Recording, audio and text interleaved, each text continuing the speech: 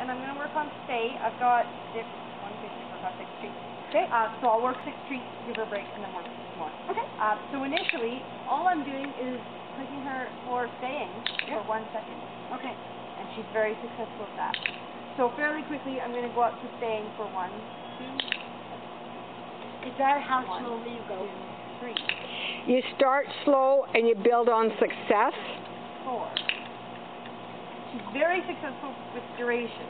So I'm fairly confident in some work I was doing a second ago that she can sit for about 15, 20 seconds. Yeah. So given If you were that, standing here, yes. So given that, what I'm going to work on is me moving away. So the different things, so it's time and distance, right? So now I'm going back to 1 second, but it's 1 second while I move. I wouldn't even have thought of doing one leg.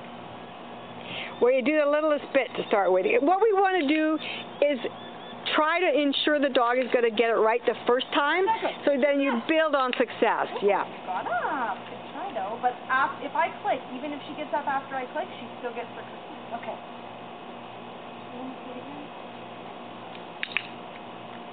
So when I'm moving, Good job. when I'm moving just one leg, to start with, I'm moving only my leg. Yeah. Then I'm moving my leg and moving back a little bit. So putting your weight on. Yeah. Just a little bit. Okay. And eventually working up to moving basically the whole step, and now there's no weight on this leg. Okay. But you need to do that incrementally, Okay. because if you go from this to this, she's going to stop. Yeah. Right? She doesn't understand it. No, it's too much. That's the same thing. Once you've got to one, then you can do this. Right? And if you start really slow, Linda, then you can go fast. Yeah. If you go fast too soon, then you end up having to back up. So if you can do it, you want her to be successful at least 80% of the time. Okay. So if you have 5 treats in your hand, and you do it 5 times, and she gets at least 4 of those treats, you're good. She's doing good. You're good. If she only gets 3 of them, you probably need to make it a little easier. Okay. And how long, if she gets 5 out of 5, how long till I progress? I would say the next time, make it a little bit So harder. if she's done 5 out of 5 perfectly, go a little bit further, try again. If she's still 5 out of 5, go a little bit further. Yeah. Until we get to the point where we're working.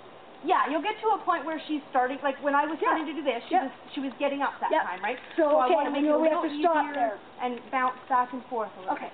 You want to be careful that you're not always making it harder. No. If all you ever do is make it harder, she'll start to fail so that it gets easier. Yep.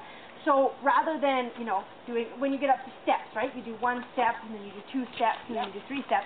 What I would do instead is do 1 step, and then I'll do 2 steps, and then the next time I'll just do 1 step. Okay. And then the next time I'll do 3 steps. So increment. And then the next time, so you're So how do you get from steps to distance?